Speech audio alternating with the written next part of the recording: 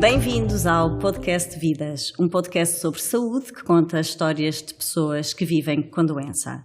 Neste primeiro episódio falamos de esclerose múltipla. Segundo a Organização Mundial de Saúde, a OMS, a esclerose múltipla afeta cerca de 2,8 milhões de pessoas em todo o mundo e estima-se que em Portugal existam cerca de 8 mil casos diagnosticados.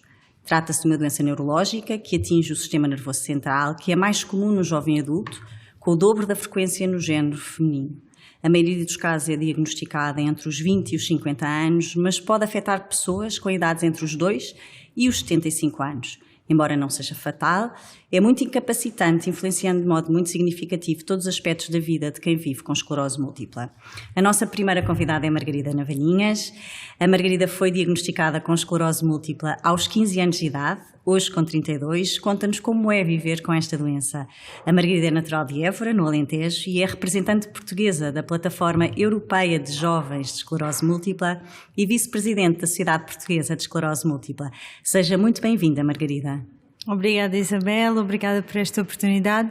Estou aqui com um triplo papel, ser representante europeia de jovens com esclerose múltipla na Plataforma Europeia de Esclerose Múltipla, ser vice-presidente da SPEM, voluntária da SPEM e doente também de esclerose múltipla. Muito bem, muito bem-vinda. A Margarida foi diagnosticada com 15 anos e gostaríamos de saber, conte-nos por favor, como é que foi receber este diagnóstico? Teve imediatamente noção, consciência do impacto da doença? Este diagnóstico, como diz, foi feito aos 15 anos. Eu vou fazer aqui uma breve contextualização. Eu tive uma perda de sensibilidade nas mãos. Eu deixei de conseguir escrever, de conseguir abotoar botões. Tinha 15 anos. Lembro-me que estava muito calor em Évora, era agosto, estávamos de férias e os meus pais acharam aquilo muito estranho. Eu também tinha fortes dor de cabeça e dores no pescoço. Os meus pais acharam aquilo muito estranho, contactaram o pediatra e o pediatra contactou o neurologista porque achou logo que era caso para neurologia. A partir daí comecei a fazer exames de diagnóstico, fiz a ressonância e o neurologista o que nos disse foi que seria quase certeza esclerose múltipla. Isto é o que me passam os meus pais, mas na realidade, falando aqui de mim propriamente, eu não tive essa noção que era logo esclerose múltipla, achei que tinha alguma coisa, mas não me lembro de ouvir esta palavra e lembro-me sim, e isto é real, que o médico de Évora tinha um contacto com o médico de Sevilha, com um especialista de esclerose múltipla em Sevilha. E como eu ia de férias para lá, e isto foi um golpe de sorte, não foi nada combinado, foi dito que então seria uma boa oportunidade de ir lá à unidade de esclerose múltipla e de ver qual era a opinião.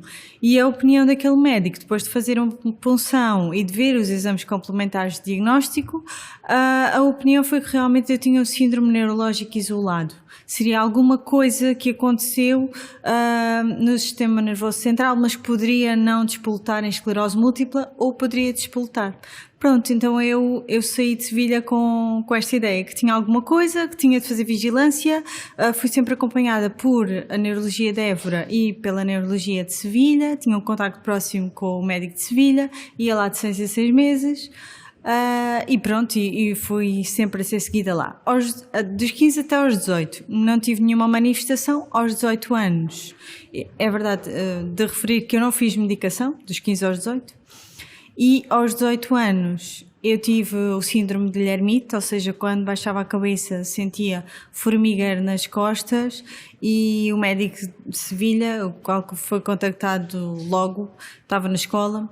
Lembro-me de contactar e dele-me dizer, pronto, então é esclerose múltipla, vais ter que ir à neurologia daí de Évora, por ser mais próximo, e vais começar a fazer medicação. E pronto, a partir daí foi escalando a partir do mais básico da medicação, injetável até comprimidos e etc. Então foram 3 anos até ao diagnóstico de esclerose múltipla. Aos 18 anos é que teve a confirmação que tinha de facto esclerose múltipla. Sim, exatamente. Apesar de haver uma suspeita entre os 15 e os 18, nunca fui procurar, nunca tive propriamente a noção, também não tive propriamente receio nem medo por ser algo diferente. Não, porque sempre senti este acompanhamento, esta monitorização investigação e esta ligação entre os médicos. Muito bem, eu queria voltar a esse tema, do acompanhamento médico, porque estando em Évora e afastado das grandes zonas metropolitanas, como é que se vive afastada de uma grande cidade como Lisboa, Porto ou Coimbra? Como é que é este acompanhamento regular feito por um médico da especialidade? Conte-nos um bocadinho como é que isto funciona, Margarida. Na realidade, eu sentia muito apoio da enfermagem que contactava com o médico. Portanto, qualquer sintoma que eu tivesse, eu podia contactar a enfermeira e reportar, porque havia muitas dúvidas iniciais sobre se isto seria ou não surto, se isto é ou não sintoma da doença, até pode nem ser. Lembro-me que havia muitas dúvidas e que havia muita proximidade, muito acompanhamento, até de Évora e também de Sevilha. Eu sentia que estas duas regiões estavam interligadas e, no meu caso, isto foi essencial para crescer com a esclerose múltipla. Eu sinto que fui crescendo e continuo a crescer, mas isso obviamente fez parte do meu percurso, não só também a fé que sempre tive e que não me vejo sem ela, mas tudo isto despoltou em não me assustar, não me revoltar e sentir-me acompanhada. Relativamente a Évora em particular, na altura que eu tive o diagnóstico, eu sentia realmente que havia uma espécie de cuidados integrados, mesmo que não formalmente, porque havia a possibilidade de... Eu tinha um neurologista, e é um neurologista geral, claro, não é especialista em esclerose múltipla, mas havia a neuropsicóloga, havia a neurooftalmologia, ainda sou seguida lá, e havia então esta interligação que se fazia por meio da enfermeira. Ainda se faz, mas é diferente a nível de acesso à medicação.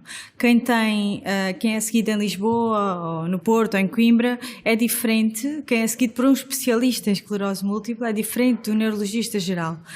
O acesso às consultas, a monitorização, a proximidade com o médico e o acesso a novas medicações. Então, mas desloca-se com frequência a Lisboa para ser acompanhada pelo médico e para ser tratada? Eu, neste momento, desde 2019, que eu achei que precisava de outra opinião, também já tinha conhecimento da SPEM e comecei a ter mais ligação com a SPEM, foi também a partir daí, com uma associação de doentes, foi a partir daí que tudo começou e pronto, tive acesso a outra opinião e comecei a ser seguida em Lisboa no Hospital dos Capuchos, que atualmente já tem o CRI da esclerose múltipla, portanto os serviços mais de responsabilidade integrada, mais focalizados e um especialista em esclerose múltipla. E aí senti quase como regressar aos tempos de Sevilha e eu acho que é esse o futuro da intervenção em esclerose múltipla. Sim, tenho de fazer quilómetros de Évora a Lisboa, é de 6 em 6 meses o meu tratamento, outras pessoas terão de fazer mensalmente, mas eu sinto uma grande proximidade com o médico, com a equipa de enfermagem e eu sei que qualquer coisa que eu tenha posso contactar e vou ser atendida. Portanto, não me sinto desprotegida por estar em Évora e pelo médico estar em Lisboa. Às vezes até sentimos uma maior proximidade assim. Muito bem, Margarida. Eu vejo que tem muita qualidade de vida. Como é que a doença afeta a sua rotina diária? A doença foi afetando a rotina diária. Isto também foi um caminho, porque inicialmente, dos 15 aos 18, obviamente fiz a minha vida normal, a partir dos 18 andava sempre com a caixinha das injeções atrás, para todas as viagens que fazia e ainda não sentia propriamente a necessidade de adaptar a rotina. Mas a partir dos 20 e poucos, em que tive outros sintomas, como desequilíbrios, tonturas, falta de força, dores, aí senti a necessidade, eu tinha de adaptar e tinha de conhecer mais para poder adaptar. E a adaptação é diária. E o que eu senti foi, hoje estou assim, amanhã não sei, mas vou precaver-me. Então comecei a treinar com uma PT e isto eu acho que é essencial porque o treino, a mim, no meu caso particular, diminuiu quase totalmente as dores. Eu tinha muitas dores no braço esquerdo, ninguém conseguia identificar qual era o problema, não era um problema do braço, fiz N exames e depois comecei a treinar e foi passando. E atualmente eu não tenho quase dores, esse sintoma para mim está quase oculto. E quando tenho, sei que preciso de reforçar, o treino é adaptado, é uma PT especializada em esclerose múltipla, já fiz mestrado na área, acho que temos vindo a caminhar as duas e cada dia é um dia e temos muito feedback. Outra questão que também que introduzi é a psicoterapia, que eu acho que é muito importante porque os sintomas são muito diferentes, nós temos de adaptar a nossa vida, portanto podemos ter um sonho de ir fazer uma carreira internacional, etc, e as coisas podem não ser bem assim. O meu caminho também era pensado de uma determinada maneira, tive de adaptar. Eu acho que é a visão de que temos de adaptar, não vale a pena revoltar. Isto é constante. Portanto, sim, o apoio da SPEM também a partir de 2018, 2019 foi essencial para mim. Eu acho que uma associação de doentes onde estamos a falar a mesma língua, onde nos entendem, é essencial, até porque as pessoas que lá estão possivelmente saberão igualmente ou mais que nós e poderão ajudar-nos nos vários caminhos. Portanto, procurar pessoas e procurar alternativas que nos possam, de facto, contribuir para melhorar a nossa qualidade de vida. Acho que, sem dúvida, é uma boa recomendação e sugestão. Eu gostava, Margarida, de explorar aqui um bocadinho a sua participação europeia na plataforma de jovens e perceber que tipo de projetos é que são desenvolvidos na Europa e que podem, de facto, ser trabalhados e projetados aqui em Portugal e implementados aqui em Portugal no que respeita a este acompanhamento e à melhoria de qualidade de vida das pessoas que vivem com esclerose múltipla. O que é que se faz na Europa que pode ser trazido para Portugal? Ok, eu ainda estou muito numa fase de aprendizagem da Europa, porque eu fui a Madrid o ano passado à conferência anual da Plataforma Europeia de Esclerose Múltipla, onde fui eleita representante dos jovens com esclerose múltipla. Portanto, agora durante 4 anos serei eu a representante europeia. Eu já tinha exploro na SPEM e continuo com ele dos jovens com esclerose múltipla a nível nacional. E o que se nota muito a nível da Europa, eu estou muito agradecida por este cargo e também muito surpresa porque é um cargo que nos dá outra visão. Temos outra experiência, temos também a capacidade de poder fazer parcerias e nós com Espanha é muito importante, nós com outros países, a nossa realidade acaba por passar a ser conhecida também e principalmente a nível dos jovens é muito importante porque noto que aqui em Portugal ainda temos muita questão do estigma, a questão da dificuldade na entrada no mercado de trabalho por ter uma deficiência, a questão do atestado médico de incapacidade multiusos também ainda é muito desconhecido e nós, a Associação de Doentes, temos um grande papel em poder participar na literacia destas pessoas que estão agora a começar com a esclerose múltipla e mostrar-lhes que a vida talvez não vá ser igual, logicamente não será, mas pode não ser pior. Eu acho que é isso que temos a possibilidade. A nível de projetos na Europa, o que tenho visto que se tem muito feito e tenho participado são encontros de jovens em países-chave.